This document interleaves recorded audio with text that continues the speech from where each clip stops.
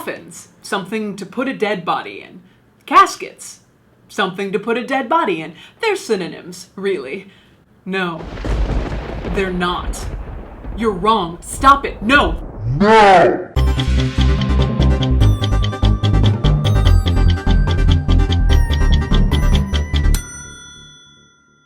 Coffins are these bad boys. Usually hexagonal shaped, 6 sides, sometimes 8 sides, tapered at the bottom. They're anthropoid, which means they resemble the shape of a human.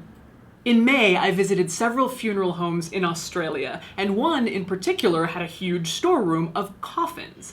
It was like walking into Dracula's lair, because in North America, I'm so used to seeing these guys, caskets. Caskets are rectangle, usually lined with fabric, and they're kind of boring. I mean, whatever, they're fine. Caskets.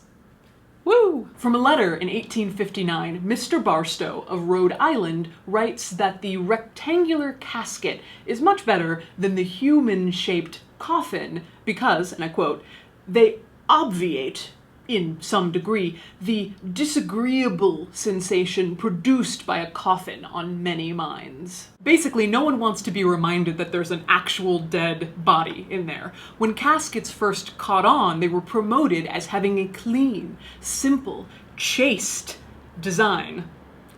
Unlike those sexy coffins, am I right?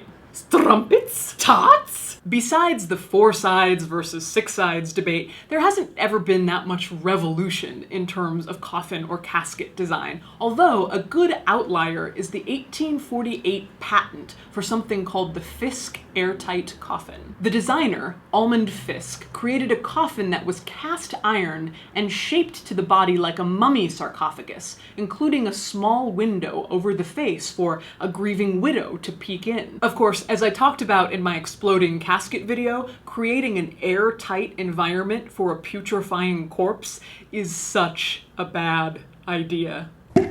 Though they did go to mass market, the brand didn't last much longer after the factory burnt down and the inventor, Mr. Fisk, died from his injuries.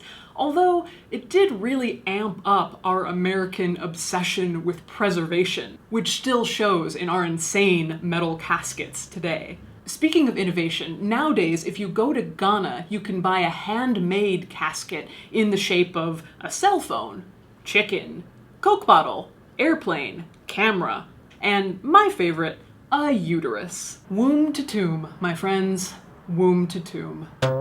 Throughout history, there's been the question, do we even need caskets or coffins, or is just a shroud enough for burial? In 1784, Joseph II, Holy Roman Emperor, released regulations that said, basically, look, graves are for decomposing. Take your naked dead bodies, sew them into linen shrouds, and put them in a grave with as many people as have died that day, and cover the whole pile in quicklime. The public did not go for these regulations, although I think they're rather communal. What can I say? People have a weakness for coffins. Until next time, remember, someday you will die. And that's your Morbid Minute. Brought to you with support from People's Memorial Association and the Co-op Funeral Home, and donations from viewers like you.